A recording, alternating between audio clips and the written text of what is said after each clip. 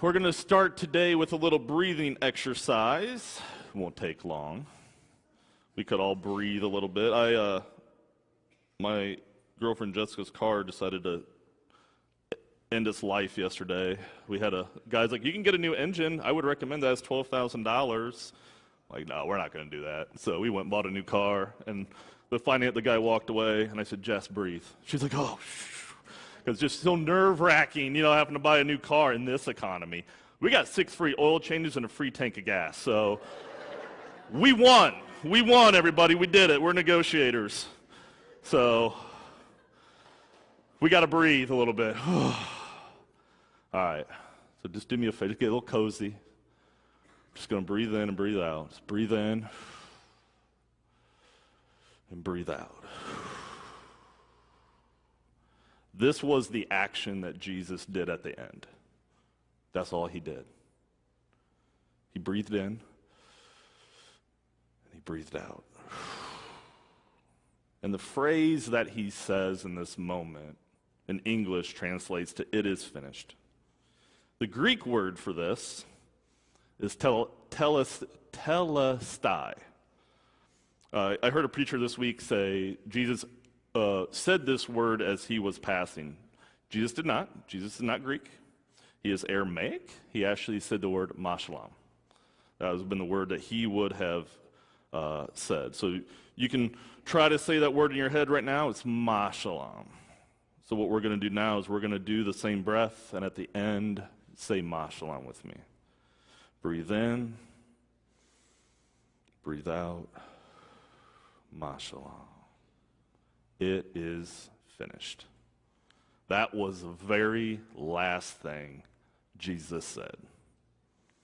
But what exactly is finished?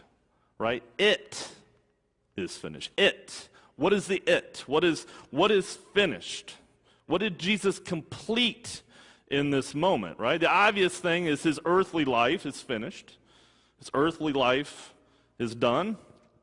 For the Romans and religious leaders, they believe they ended the threat of Jesus, right? This guy is dealt with, he is done, he is over. We've crushed all the hope of his followers, we've killed their leader. This thing is going to go away.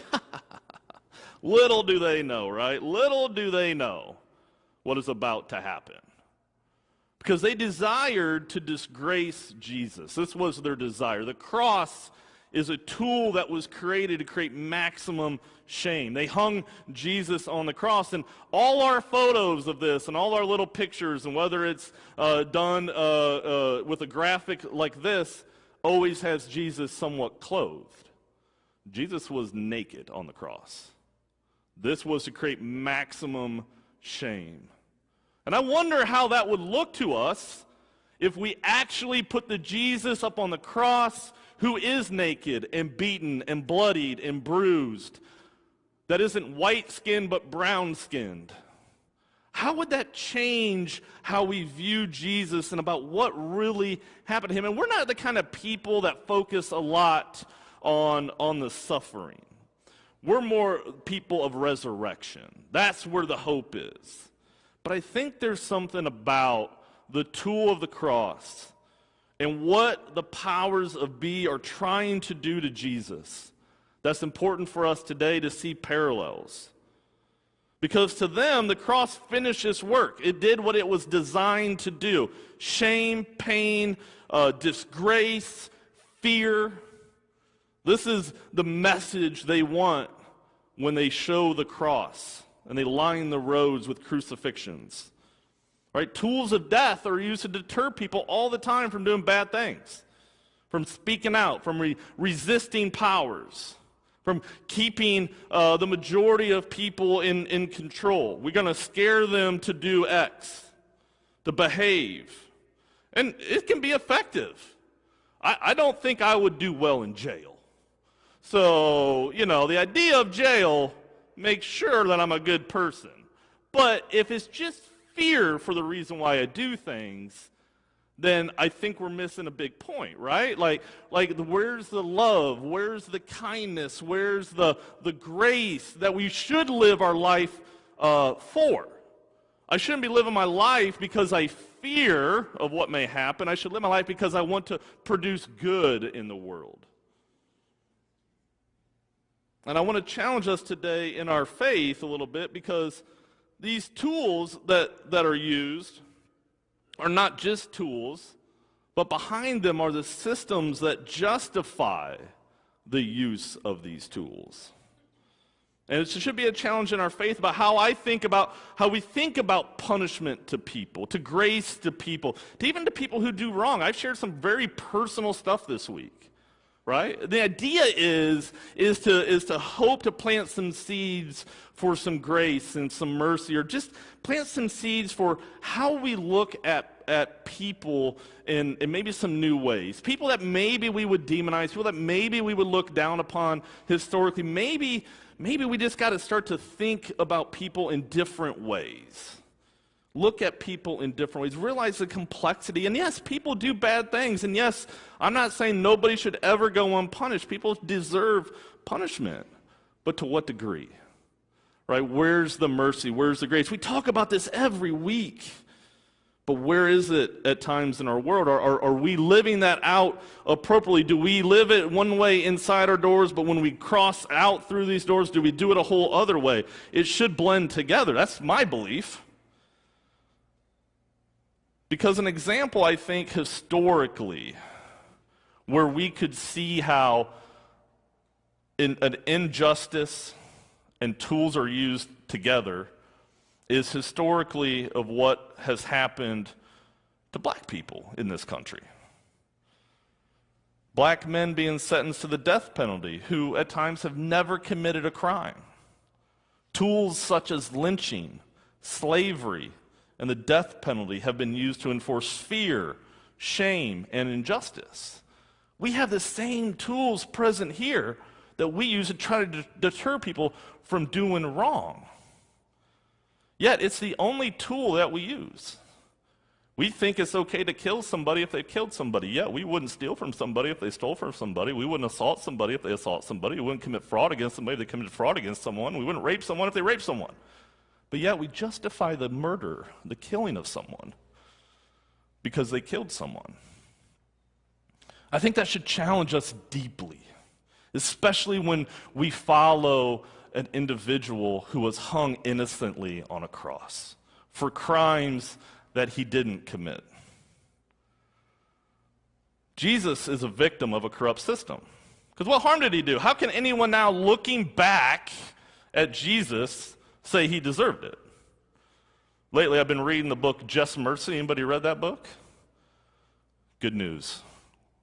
One, yes, we can talk. Let's have a conversation. I love that book.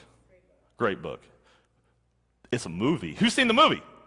There we go. Yeah, I've seen the movie too. Movie's great, isn't it? Movie's really good. Do yourself a favor, watch the movie, or read the book. Fantastic.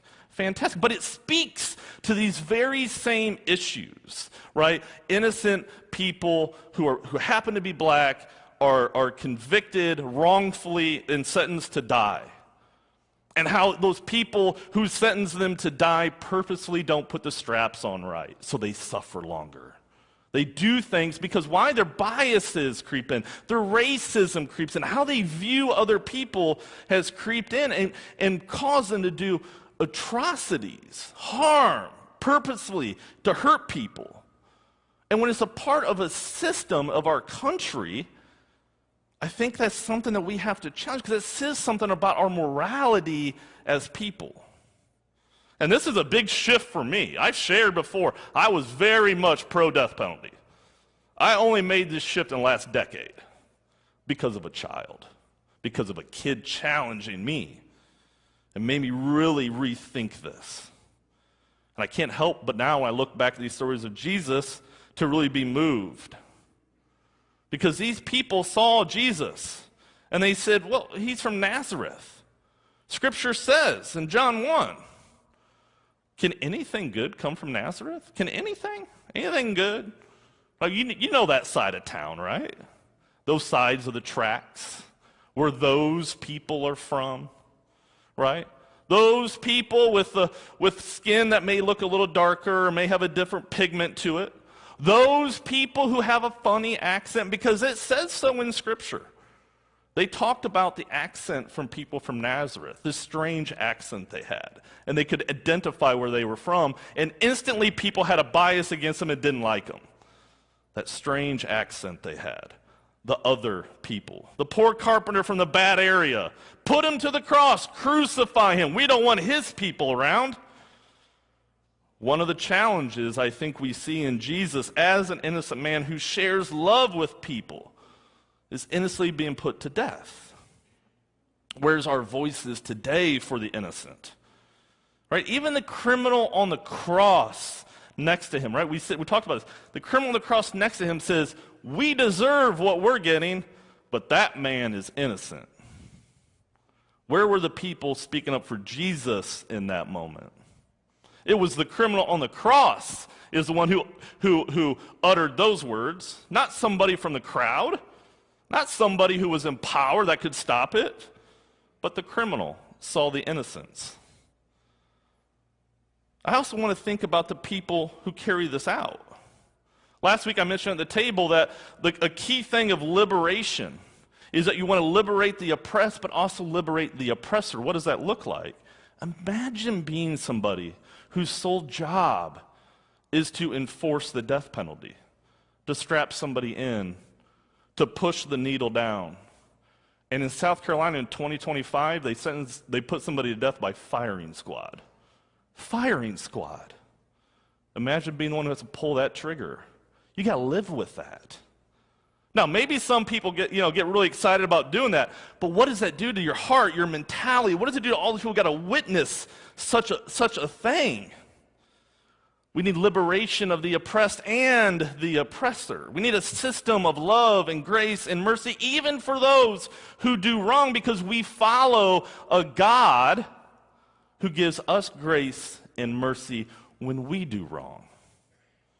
Right? Jesus changed this cross, but what it means, the power it holds. It no longer holds this fear and shame, but it's now a symbol of love, liberation, grace, mercy, forgiveness, or maybe other terms that we have for it. Could we change our own tools of death to represent something life-giving instead of life-taking? Right? The Romans and the leaders thought the cross finished its work, but it did not do that. In fact, it's going to do something completely different. So what is finished? It is finished. What is the it? This word tetelestai is a word that has a few different meanings. In business, it was used to say a debt was settled. In a military setting, it meant that total victory happened. And so one thing you'll hear through this week when people talk about this passage, if you hear any other preachers talk, they'll talk about how Jesus paid our debt for our sin.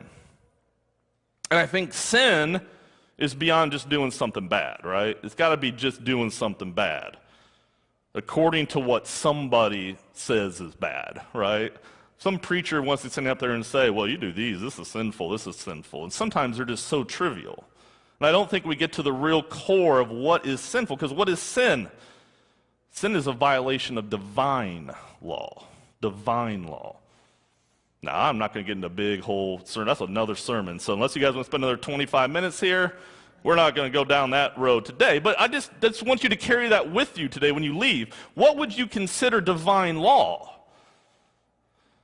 I don't think going 5 over the speed limit, God help me, is not a sin. Because if so, I've been sinning too much. Doesn't mean I shouldn't slow down. I should. Doesn't mean that wearing shorts above your knees is sinful. It's not. Or accepting government assistance during COVID, as a lovely local pastor said. All things I hear preachers say that are sinful, those are not sins. What I feel like we can say, though, is no matter how we may define sin, is that we are not held to our sin. Thank God. Our wrongs or our transgressions.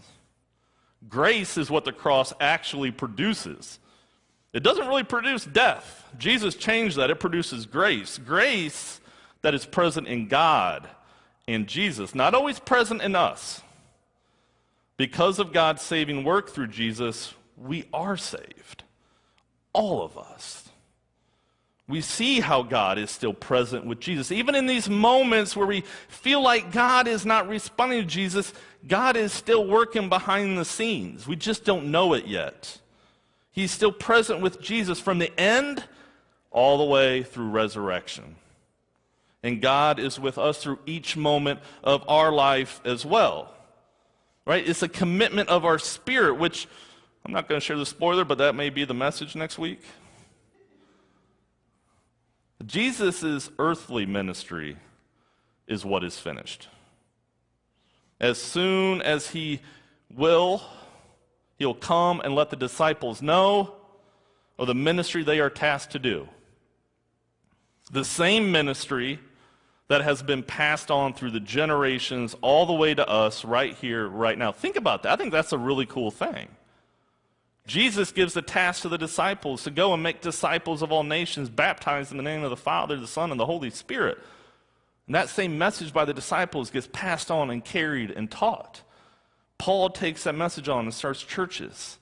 And this movement of Christianity grows for nearly 2,000 years where we're at today, still carrying on the same mission. That's a really cool thing to think about. Like, those words are for us. Those words are for us.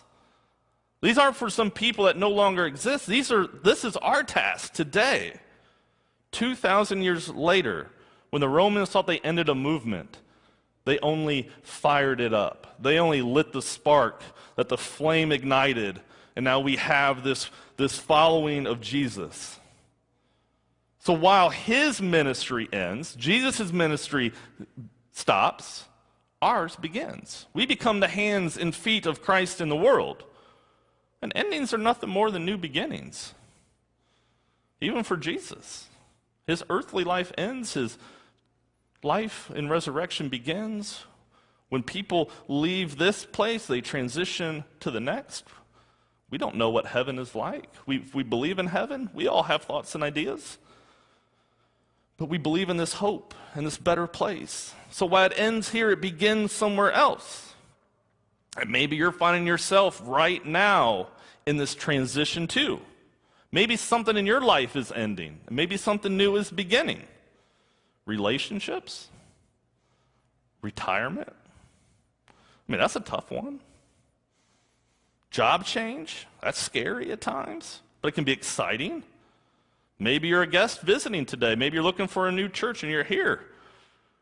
And I give you props. That's courage to walk through those doors and maybe start something new. It can be scary, it can be filled with uncertainty, but it's also this really neat new opportunity that God is present with you through that journey. In a form, it's its own way of death and resurrection.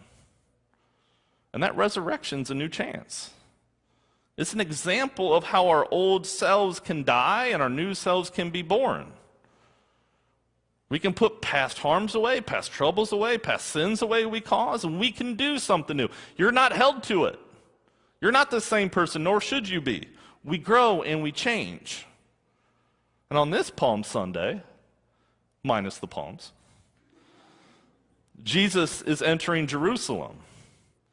Unknown to the people who follow him, he's moving closer to the cross. He's also moving closer to resurrection. I think that's the other thing. I found myself in a conversation the other day with somebody, and they were talking about how they just turned 50, and Jessica's already trying to plan my 50th for next year, and I'm like, oh my gosh. I remember my dad turned 50. I felt like he was so old.